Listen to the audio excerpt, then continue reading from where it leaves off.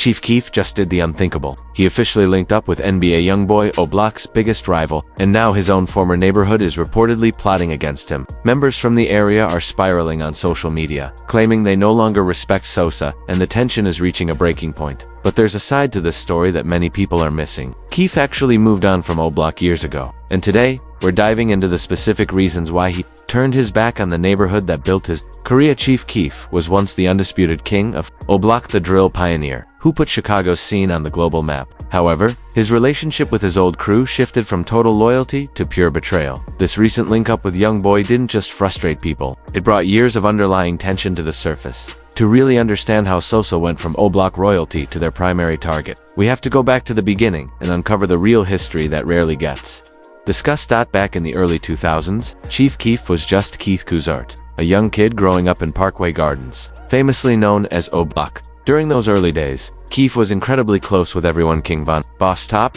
Trey 5, and the entire circle. These weren't just guys he made music with. They were his childhood friends who stood by him in the trenches. At that time, the bond between them was as real as it gets. They were all black disciples from the same neighborhood, grinding together in an environment where loyalty was the only thing that mattered. Even back then, Keef was showing flashes of musical talent, freestyling on a karaoke machine while Von was building a reputation for himself in the streets. Boss Top was the older figure everyone looked up to, and Trey 5 was already known as one of the most dangerous members of the circle. This was all before the fame and the money. When they were just young kids trying to survive in one of Chicago's most violent areas, they stayed solid through shootouts, police raids, and all the chaos that comes with that lifestyle. If someone got locked up, the crew would pool their money for bail. If someone needed backup, the whole block would ride out. Keef and King Von had a particularly close bond. While Von was making noise in the streets, Keef was busy perfecting his sound, but they were always together. Both were young and reckless, getting into situations we can't even mention here. It wasn't just a friendship. At that time, they were truly brothers. But here's where everything shifted. When Keef dropped I Don't Like in 2012, that track didn't just go viral. It revolutionized the entire rap game. We're talking about the song that essentially birthed drill music as we know it today. The music video racked up millions of views. Kanye West jumped on the remix, and suddenly every major label was desperate to sign this teenager from Chicago. When that Interscope deal reportedly hit for $6 million, Keef went from being broke in the projects to having more money than most people see in a lifetime. However, that success started creating friction. The way Sosa moved began to change. His first major move was getting out of Chicago and heading straight to LA to understand the tension. You have to understand the mentality in OBlock. When one of your own makes it big, there's an unwritten rule in the neighborhood that you're supposed to bring the whole crew with you. You don't just leave your day ones behind when you blow up. Keef made a calculated decision that would permanently strain his relationships. Instead of bringing Von Boss Top and the rest of the OBlock circle with him, Sosa only took his inner circle, his cousins Tato and Bow Out from Glow Gang. From a business perspective, the move made sense. But in the streets, it was seen as a major snub. Family is family, and Keef likely felt he could trust his cousins more than anyone else. However, from a street perspective, this was viewed as the ultimate betrayal. The guys back in OBlock immediately started feeling some type of way. Here was their brother, someone they had protected, stayed loyal to, and helped build up, and the moment he hit the big time, he acted like they didn't exist. That is exactly when the resentment began to build. According to sources close to the situation, OBlock members expected Keef to put them on the payroll, help them secure record deals, or at least bring them out to LA to be part of his circle. But Sosa was moving differently. He was trying to distance himself from the very street life that made him famous. You can't necessarily blame Keef for wanting to stay safe and keep things legal. The man had just signed a multi-million-dollar deal, and getting caught up in street politics could have cost him everything. But his day ones simply didn't see it that way. To them, it looked like success had caused their brother to forget his roots. This is where things took a dark turn, leading to the specific incident that made Sosa cut ties with OBlock forever. One of their most respected members, Trey 5, was locked up on a serious case and needed $25,000 for bond to come home. This wasn't just any random member. Trey 5 was reputedly one of OBlock's most heavy hitters, someone who had put in years of work for the neighborhood. The crew tried everything to scrape the money together, grinding hard and taking risks on the street just to raise the funds. But after weeks of hustling, they were still about $7,000 short, and time was running out. That's when they reached out to Chief Keef. From their perspective, it should have been a simple decision. Sosa was making millions, and $7,000 was pocket change to him. More importantly, this was for Trey 5, someone who had allegedly protected Keef back when he was just another kid in the projects. At first, Keef said he would handle it without any issues. The crew felt relieved, thinking their day one friend was finally stepping up for the team like he was supposed to. They were likely already making plans for Trey 5's return, talking about how Sosa was still solid despite the fame. But then, Keef completely ghosted them. He stopped answering calls, ignored their texts, and wouldn't even acknowledge they existed. Meanwhile, he was all over Instagram and Twitter, flexing his lifestyle, posting photos of luxury cars, expensive jewelry, and even bragging about buying a $10,000 four-wheeler. That was more than the total amount they needed to get their brother out of jail. To the guys back home, the disrespect was on another level. They were desperately trying to help a friend, while their wealthy homie ignored them to flash cash on social media. That was the moment the anger in OBlock really started to boil over. They felt played, disrespected, and abandoned by someone they considered family. Once it became clear that Keef had no intention of helping, Boss Top, King Von, and other OBlock members decided to take matters into their own hands. They weren't about to let their brother sit in a cell, while Sosa ignored them. Instead, they orchestrated a move that would permanently shatter their relationship. They decided to rob Chief Keef. This wasn't a random break-in by strangers. These were his own childhood friends, people who knew exactly where he lived and how he moved. They hit the house Keef was renting with his manager, and once they were inside, things got chaotic. This was a full-scale robbery. They cleared out jewelry, designer clothes, and shoes. They even took petty items like deodorant and his daughter's diapers. But the ultimate sign of disrespect came when Boss Top allegedly snatched Keef's chain right off his neck. In that world, that's more than just a theft. It's a symbolic act of dominance. Proving they no longer viewed him as their leader, the situation turned even more dangerous when one of Keef's associates was shot during the struggle. While the exact details of the gunfire remain blurry, the fact that shots were even fired proved how volatile the situation had become. This was no longer just a petty beef, it was war. This was a violent confrontation that could have easily turned fatal. After robbing Sosa and taking what they wanted, they used that money to bond out Trey 5. In their minds, they had accomplished their goal. Their brother was home. However, the damage to their relationship with Keef was irreversible. The brotherhood was officially shattered, and there was no coming back from what had transpired. Keef's manager reportedly called the police during the robbery, but when officers arrived, nobody cooperated with the investigation. That's the code of the streets. You don't talk to the law, even when you're the victim. But that silence shouldn't be mistaken for forgiveness. Sosa knew exactly who had crossed him, and he wasn't going to forget it. Yet, the robbery wasn't even the darkest part of this story. According to multiple sources and deep dives into street politics, King Von was allegedly involved in the passing of Keef's cousin, Blood Money. This is where the situation gets incredibly dark and complicated. Blood Money, born Mario Hess, was Chief Keef's cousin and a key member of his Front Street crew. He was tragically killed in April 2014, and for years, rumors have swirled regarding who was responsible and the real motive behind it. The official narrative attributed the incident to the ongoing gang wars between Chicago's various factions, but the streets had a different theory. According to local sources and an analysis of social media from that era, King Von's name surfaced repeatedly in connection to the tragedy. This is where the story gets layered, as several theories emerged about what actually happened. One theory suggests that Von was retaliating for a previous move made by Blood Money. Another, more disturbing theory, claims that Von targeted Blood Money, specifically to strike a personal blow against Chief Keef. It's important to remember that this occurred exactly as the relationship between Keef and OBlock was completely falling apart. What makes the situation even more suspicious are the cryptic messages Von posted on social media following the incident. In one post he wrote, "I'm King Von from the O. I run shit," essentially flipping a line from one of Blood Money's own tracks to assert dominance. The timing was also incredibly tense. A woman named Kai, who was rumored to have some involvement in the setup, was killed just days before Von made those specific posts. Some people believe Von was celebrating by taking out the individual who allegedly killed Blood Money, while others are convinced Von himself was directly involved in Blood Money's death. Jay Hood, who is deeply connected to the scene and has done multiple interviews on Chicago street politics, has stated that Von and T. Roy were following Boss Top's lead during that period. If Boss Top had a serious grudge against Keef and wanted to send a message, Von and T.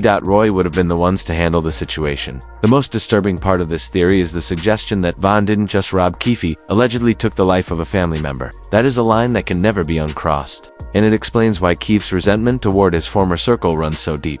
We saw the definitive proof that Keef was finished with Von and OBlock in November 2020. When King Von was killed in Atlanta, Chief Keef never posted a single tribute, not an Instagram story, not a tweet, nothing. This was the same person he grew up with, the same friend he spent every day with as a kid, yet Sosa acted as if Von never existed. In hip-hop culture, especially in Chicago, publicly showing love when someone from your circle passes is almost mandatory. That silence spoke volumes. You share photos, post memories, and talk about the good times. The fact that Keef didn't acknowledge Von's passing at all confirmed what the streets already suspected. Their relationship had died long before Von did. Even more telling is that Von mentioned in interviews that they had recorded tracks together years ago. Yet Keef never released a single one. That's how deep the resentment went. Sosa would rather let hits sit in the vault forever than give Von any shine or profit from their past.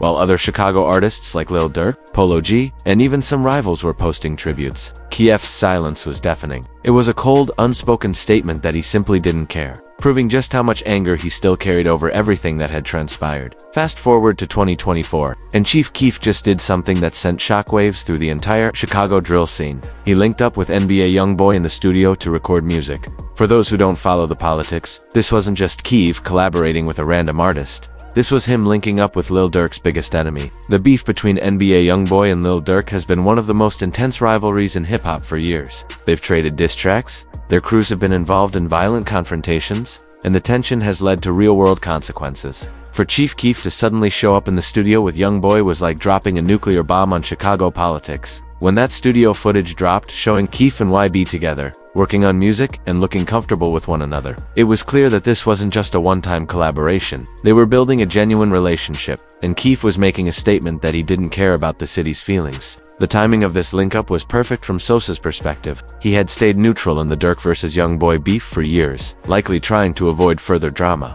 But something changed his mind, and he finally decided to pick a side, and it wasn't his Chicago homies. When that footage hit social media, OBlock affiliates and other members completely lost it. They started posting on Instagram and Twitter, making it crystal clear that they weren't rocking with Sosa anymore. The message was simple, but powerful. If you're with Young, you're against us, and there is no middle ground. Some OBlock affiliates posted that they didn't mess with that type of movement, making it obvious that Keef had crossed a line they couldn't forgive. After years of staying relatively quiet about their issues with him, they were now publicly cutting ties. This response didn't just come from random affiliates either. People close to the situation, who knew the real history between Keef and OBlock, were speaking out. They were essentially saying that this collaboration with YoungBoy was the final straw. One thing that made it impossible to ever reconcile. What made their reaction even more intense was the fact that they weren't just mad about the music. They were mad about what it represented. In their eyes, Keef was choosing to work with someone who had been actively beefing with their crews and one who had dissed their fallen friends and represented everything they stood against. However, Chief Keef's crew wasn't about to let anyone disrespect their leader without clapping back.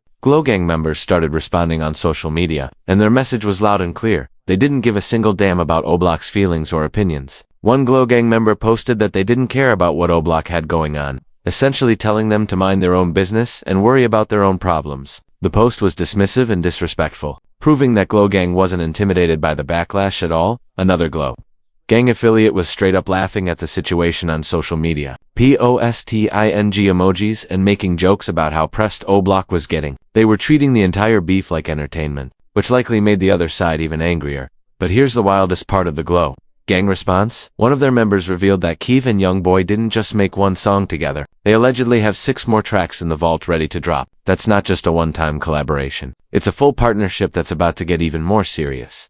The Glow Gang response showed that Keef's team has been winning without OBlock's support for years. They've been building their own empire, making their own moves, and securing their own bag. They don't need Chicago's approval to succeed. In fact, they seem to be suggesting that working with YoungBoy was going to be more profitable than anything they could do with Chicago artists. This response also revealed something important about how Glow Gang views the situation. They don't see this as a betrayal. They see it as business. Keef is making moves that benefit his career and his pocket. And if his old homies don't like it, that's their problem to deal with. Things got even more explosive when Lol Timtha, man who killed King Von in Atlanta, decided to chime in on social media. Tim posted content essentially co-signing Keef's move to link up with Young, and the implications of this were absolutely wild. For the person who took out Von to publicly support Keef's decision to go against his own, it's a level of disrespect that goes way beyond music beef. Tim's involvement shows just how deep and complicated these street politics really are and how this single situation connects to multiple different conflicts. Tim's single quotes S support of Keef also suggests there might be more to the story than we know. Maybe he knows something about the history between Keef and Von that makes him feel like these actions are justified.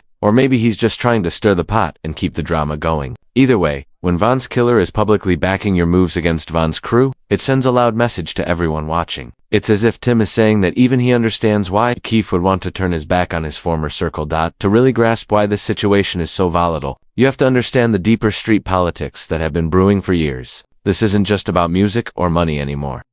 This is about respect, loyalty, and the codes that people live and die by in Chicago. From Chief Keef's perspective, he has every right to be angry and move however he wants. His own homies robbed him, allegedly killed his cousin, and never showed him the loyalty he deserved after he put them on the map. He made OBlock famous worldwide, and they repaid him with betrayal and violence.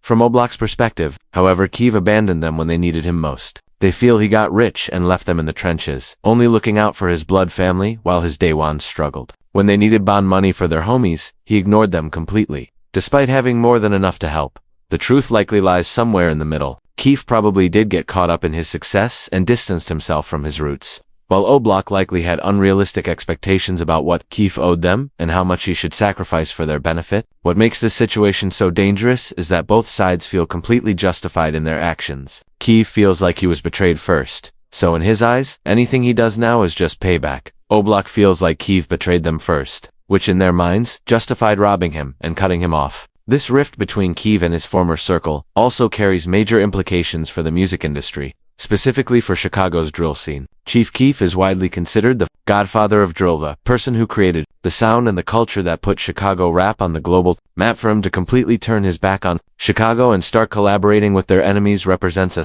shift in the power dynamics of the genre. It shows that even the most influential figures in the culture aren't immune to the street politics that tear communities apart. The fact that Keef is now working with NBA YoungBoy also gives YoungBoy more leverage in his beef with Chicago artists. Having the originator of drill music on your side is a massive win, and it likely makes YoungBoy feel more confident about doubling down on his conflicts with Dirk and OBlock. This creates a difficult situation for other Chicago artists. Do they continue to show love to Keef as the godfather of their sound, or do they cut him off for working with their rivals? Most of them will likely choose loyalty to their current crews over respect for Keef's legacy. This is why the situation is so volatile, and why it could easily escalate beyond just social media back and forth. We're talking about real street politics with deadly consequences. In Chicago, when you cross certain lines, the retaliation can be violent and go far beyond the music industry. The fact that OBlock members are publicly cutting ties with Keef shows just how serious this has become. These aren't just hurt feelings over a business move. This is about loyalty,